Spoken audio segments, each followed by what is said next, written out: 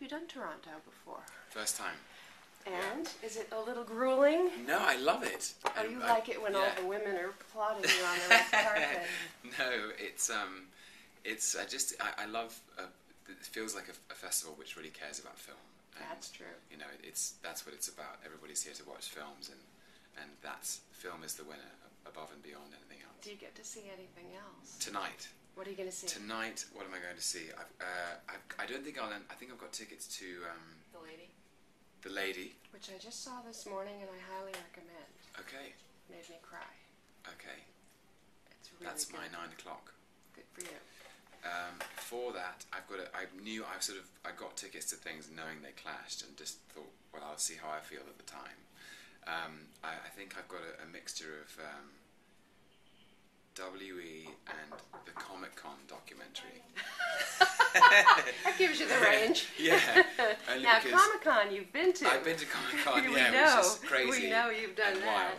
So I wanted to see the Comic-Con documentary just because I've been there and I wanted to see what it looked like from the other side.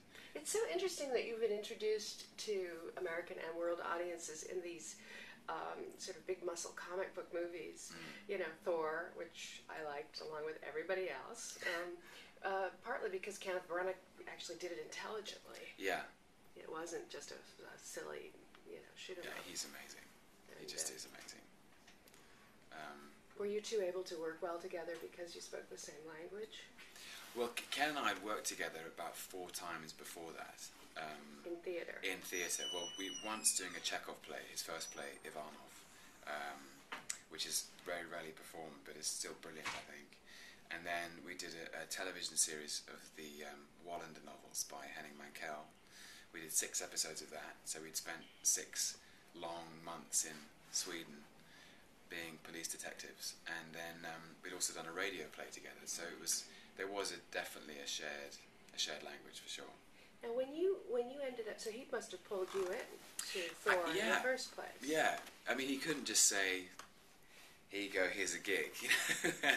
It's a big studio movie, so I had to jump through the hoops as anyone rightly should, an audition and screen test and things like that.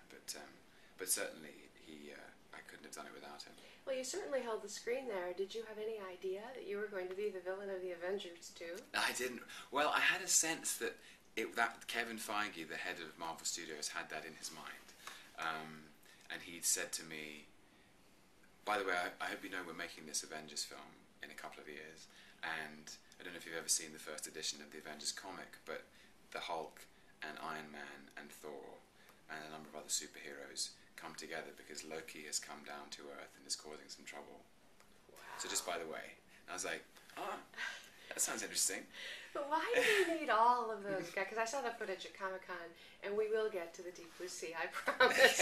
Why did all those guys, why do they need so many people? Why is he that powerful that they all have to gang up on him? This I do not understand. Well, he's the